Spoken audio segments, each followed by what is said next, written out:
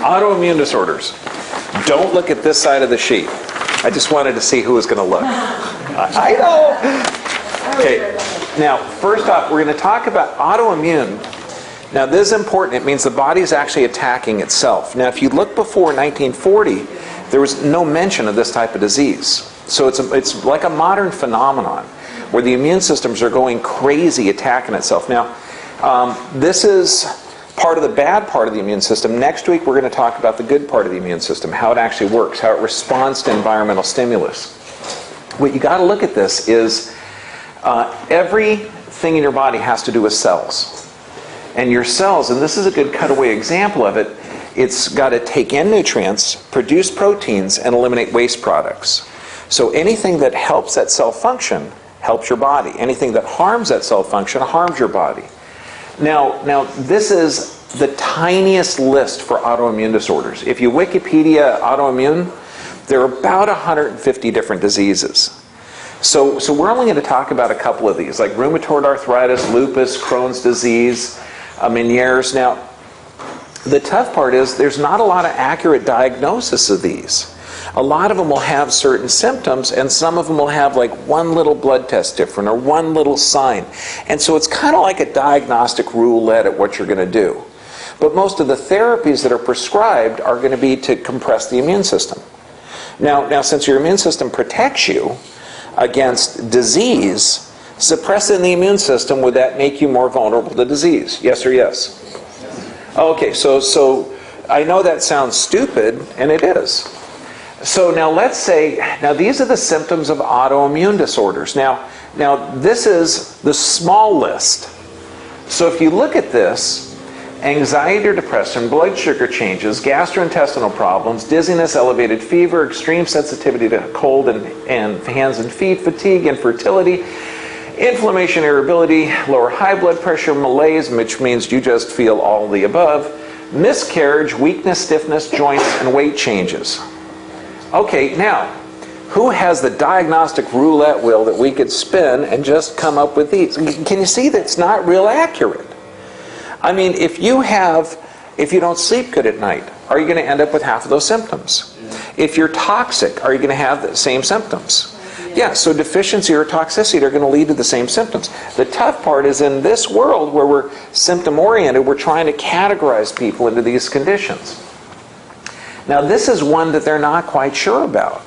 See, fibromyalgia or chronic fatigue syndrome, and this one's even worse, chronic fatigue immune deficiency syndrome. The reason it's worse is it's longer, it takes longer to write.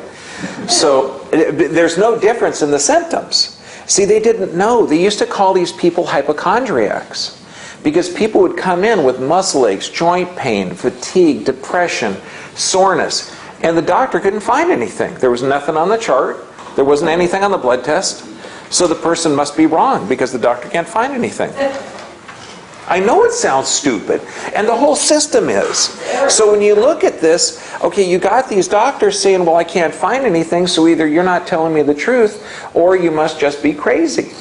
So then they start giving them crazy pills, you know, antidepressants, antacids, and the tough part is these people are really suffering. And we're going to talk about that, where one of the most brilliant doctors that I mean, I was so blessed by God to have as my mentor, he said, look, Doc, you want to really find out about what's going on with people, find out what they want. You got to do two things. Do you want to know what they are? I mean, it's really good. It was like, you know, Yoda talking to me. Okay. Only he was a lot taller. First, you got to ask them. Okay, now that's a big deal. I mean, how many doctors sit down, look you in the eye, and say, "Wow, what do you think's going on?" I know, it's modern. They don't do that, okay? They look at the chart and they, really, you have these symptoms? No. First, you got to ask them. Then the second one, you want to know what to do? You got to listen. I know. It works. So look at this. Because what I want you to understand, we do a talk called Disease Doesn't Exist. I'm not saying symptoms don't exist. I'm not saying symptoms don't, because symptoms do. Autoimmune disorders are going to affect these areas. Brain, eyes, mouth, spinal cord, thyroid, lungs, stomach, joints. You're looking at every aspect of the body is going to be affected by this. So now what they're thinking of, because they don't know the cause. The only one system that ties in all of these systems, there's only two systems that tie in everything. There's only two systems that tie in the gastrointestinal tract with the cardiovascular, or the cardiovascular with those kidneys, the renal system. The only thing that ties in are the nervous system and the immune system. Since they're not aware that the nervous system can be impinged and cause these symptoms, gee, it must be the immune system.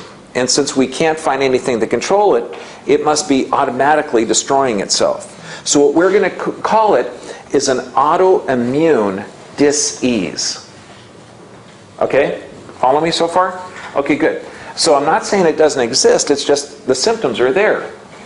So now let's say that you're in the dark ages of medicine. Let's say you're in 2011.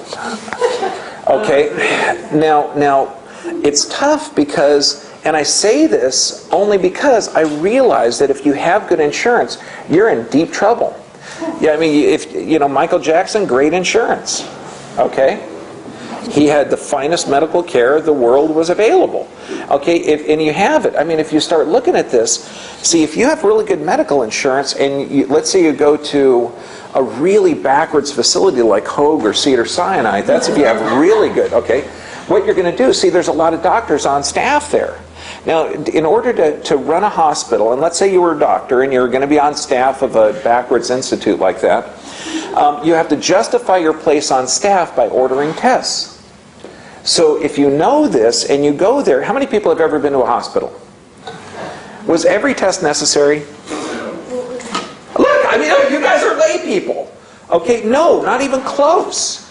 You know, it's crazy. Your son just had his appendix operated on. Your son just had his appendix. Was he asked if he was pregnant? Yes. Okay. I don't know, divine intervention.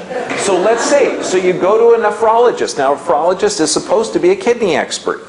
Now, if you have something, he's going to look at the problem with the kidneys. This can be from lupus. It may be from lupus. We're not quite sure. But lupus tends to have it. Now, lupus has all those symptoms we looked at, except sometimes redness in the face and some more joint pain. So now you might go to the nephrologist. Now, the rheumatologist goes in for rheumatic diseases. He's supposed to be an expert in some type of arthritis or joint inflammation.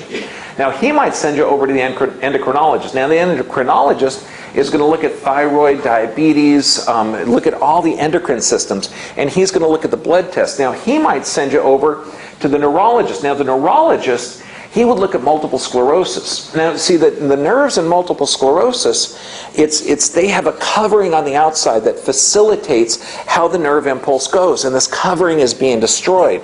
So it happens to be on the nerve, so you're going to go to the neurologist in order to see a nerve problem. Even though, doesn't it sound like it might not be the nerve, it might be something else destroying it? Well, anyway, he might send you over to the hematologist. Now, the hematologist will check the blood. They'll check the oxygen level and the nutrients and, well, not nutrients. They're going to check the blood gases. And then he might send you over to the gastroenterologist who'll say, well, heck, your GI tract is functioning or not functioning. They might give you a barium swallow to see how the bowels are working. They might do an endoscopy, down here or up there. Then of course, since you're toxic and stuff, you might have a dermatologist. Now, let's say that it is 2011. Could you get a diuretic from any one of these, along with a pain reliever, along with an antacid, along with a couple of other drugs? See, this is an illogical system. It doesn't make sense. See, is what you put in your mouth your nutrition? Is any one of these doctors trained in nutrition? None. None. Do any one of the doctors, are they really aware? Is the nephrologist actually aware that the fight or flight system, the sympathetic dominant system, the nervous system, if that stimulates, that it could increase liver function?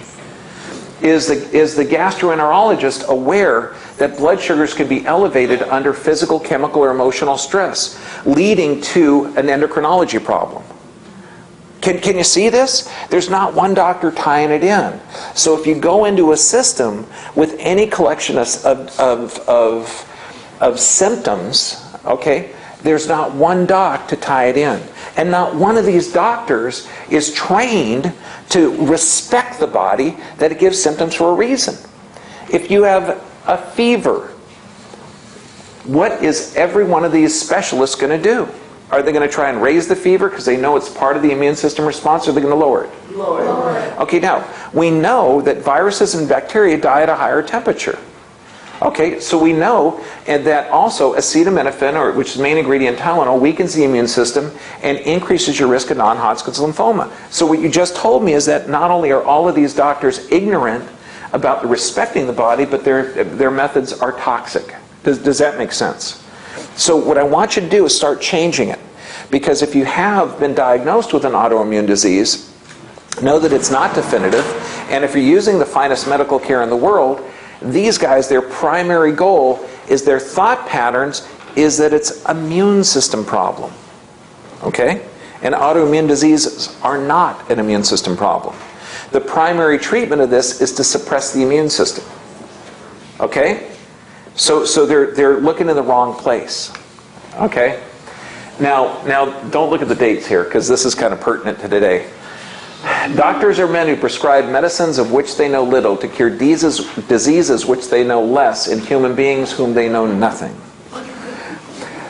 I know. Okay, now that was 1788. Okay, you know, let's look at really health. Okay, so what I want you to do is wipe out those different diagnoses. There is no such thing as lupus, rheumatoid arthritis, multiple sclerosis. There's none of those diseases that exist. It's all an adaptation of the body by environmental stimulus. Okay? If you're exposed to radiation, your skin's going to start to defoliate. You're going to start to break down cells. Why? Because you're trying to lay down new cells because those have been burnt. If you're exposed to toxins, you're going to eliminate your gastrointestinal tract in order to rebuild it.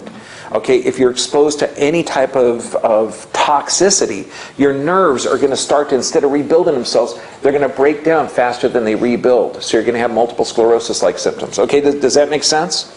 So health is optimal cell function. That means that everybody that has an autoimmune disorder has lack of optimal cell function. Okay, does that make sense?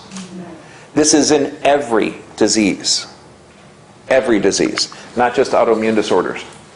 So wellness is not lack of symptoms. When we talk about cancer, we talk about Dr. Lorraine Day, how she developed massive walnut-sized lymph nodes. She developed massive fevers, dizziness, and did she reduce her fever, or did she allow it to process? She allowed it to process. She allowed her body to detox. And now, luckily, and that was 20 years ago, now they're saying, oh no, don't remove the lymph nodes. They're part of the immune system. This means if you have cancer and the lymph nodes are swollen, keep them. Okay, they're part. So we're not talking about lack of symptoms. We're talking about wellness. Now, I look from an anatomy and physiology standpoint, because I taught anatomy for 8 years. I know the fact is that the nervous system controls and coordinates all functions of the body. It controls and coordinates. So first off, does it control the immune system? Does it control the endocrine system? Yes. Does it control digestive system? Does it control pulmonary system? Does it control detox? Yes, it does. It controls every system. So, yeah, if I come into a room and the lights are off, I'm not going to call the power company. I'm going to look at the switch. So now when we look at this, now I know this is tough, but rename it. Renaming something it not only sounds better, but it's going to help you deal with it and solve the problem. So lupus is not a disease that exists. The symptoms are real. It's from deficiency or toxicity. Guess what multiple sclerosis is from? Toxicity and deficiency. And you're going to see that. What about rheumatoid arthritis? Toxicity and deficiency. All of these, it's either your body is toxic in something or it's deficient in something. And this is a radical different approach. And you'll see the solutions. All of them. All of them. Isn't that also true of cancer or common cold? Yeah, deficiency and toxicity.